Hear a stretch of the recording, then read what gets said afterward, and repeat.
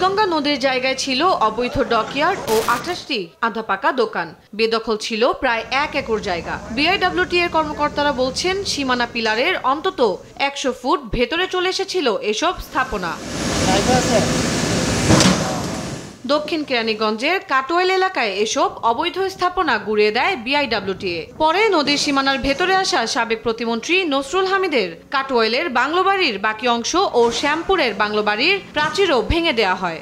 গতকালে উচ্ছেদ অভিযান শুরু করেছি। আপনারা জানেন যে নসরুল আহমেদ বিপুর একটা আমাদের বিআইডব্লিউটি সীমানা পিলার অভ্যন্তরে একটা দ্বিতল 2টি ভবন বাংলো নির্মাণ করেছিল। সেই ভবন কিন্তু আমরা গুড়িয়ে দিয়েছি।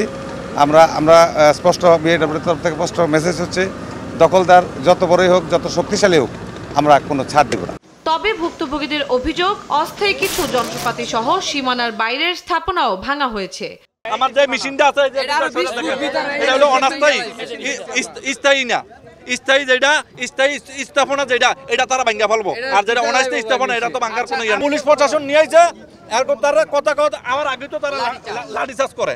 তাদের যে সীমারেখা, সেই সীমারেখার ভিতরে কেন তারা ক্ষয়ক্ষতি করবে?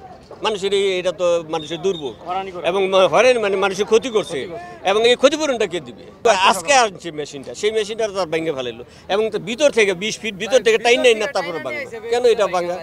বিআইডব্লিউটিএ কর্মকর্তারা বলছেন, নিয়ম অনুযায়ী সীমানা থেকেও 150 ফুট দূরত্বে স্থাপনা থাকতে পারবে না। তাদেরকে আমরা মাইকিং করা হয়েছে এবং নোটিশ দেওয়া হয়েছে, তারা কিন্তু এই সমস্ত স্থাপনা কিন্তু সরিয়ে নেয়নি। যার ফলে আমরা আজকে তাদেরকে উচ্ছেদ দেওয়া হচ্ছে। এদের পোর্ট লিমিট হচ্ছে 150 ফিট। আমাদের যে অ্যালাইনমেন্ট আছে, অ্যালাইনমেন্টের বাইরে কিন্তু আমরা এই সমস্ত কাজ করিনি। আমরা পরবর্তীতে আরও উচ্ছেদ প্রোগ্রাম নিচ্ছি। নদীর তীরে যতগুলি অবৈধ স্থাপনা আছে, আরও কিছু স্থাপনা 5 আগস্টের পরে গড়ে উঠেছে, এগুলো আমরা ভেঙে দেব। 2009 সালে জনস্বার্থে দায়ের করা একটি রিটের আদেশে দেয়া উচ্চ আদালতের নির্দেশনা অনুযায়ী এ উচ্ছেদ অভিযান পরিচালনা করা হচ্ছে। তন্দ্রা তারণ্য, দেশ টিভি, ঢাকা।